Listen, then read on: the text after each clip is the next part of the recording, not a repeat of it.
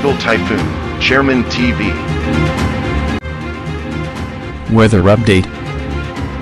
Helping homeless people. Please subscribe.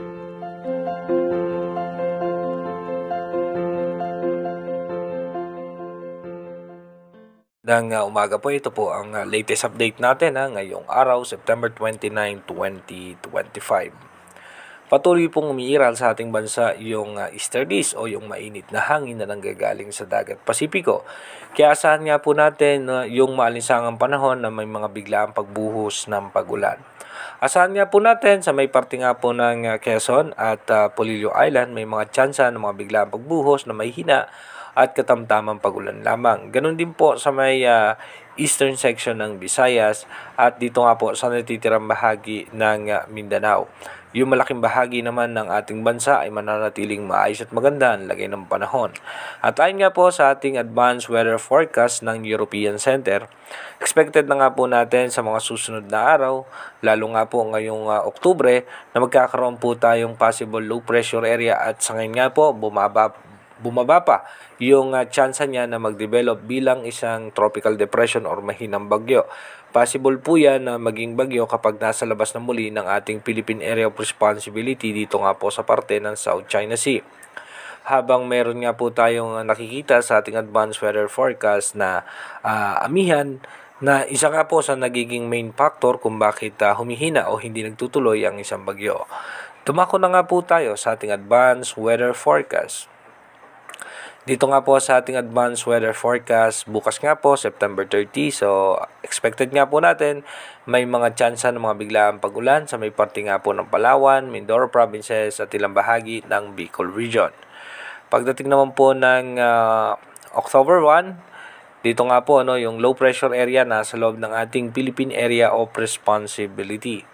Pagdating naman po ng October 2, ito nga po ay nasa eastern section ng Bicol region. At pagdating naman po ng October 3, makikita nga natin medyo humihina yung tsansa niya o bumababa yung tsansa niya maging isang bagyo. Pero posible po yan na magpaulan sa may parte po ng Bicol region at ng Visayas.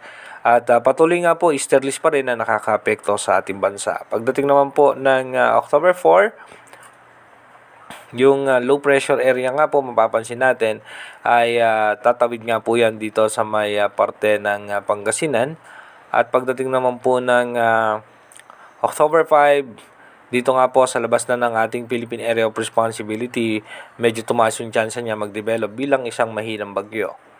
Pagdating naman po ng October 6, expected na nga po natin na posible nga po magkaroon tayo ng ITCZ o yung Intertropical Convergence Zone na magpapaulan sa parte ng Mindanao at ilang bahagi ng Visayas. At meron nga rin po tayong posibleng pagbugso nitong possible amihan yung nakikita natin. At meron nga po tayong low pressure area sa labas ng Philippine Area of Responsibility dahil na po yan sa pagbabanggaan nitong mga nasabing weather system. Pagdating naman po ng October 7, expected natin mataas ang tsansa ng pagulan sa western section ng ating bansa. At pagdating naman po ng October 8, asahan nga po natin na magiging maayos at magandang lagay ng panahon by October 9. Dito nga po mapapansin nga po natin yung pagbugso pa rin ng easterlies at ito nga pong ITCZ. Pagdating naman po ng October 10, asahan natin magiging maulan nga po ang halos malaking bahagi ng ating bansa. Kung mapapansin nga natin yung possible nga po itong pagbugso ng amihan at ito nga pong ITCZ at magkakaroon ng low pressure area dahil nga po sa pagsasalubong ng mga hangin. Pagdating naman po ng October 11, expected natin na mataas pa rin ang tsansa na magkakaroon tayo ng mga pag-ulan at meron nga po tayong dalawang possible na low pressure area pero mababa naman ang tsansa na maging bagyo. Pagdating naman po ng October 12, asahan po natin mataas ang tsansa ng pag-ulan.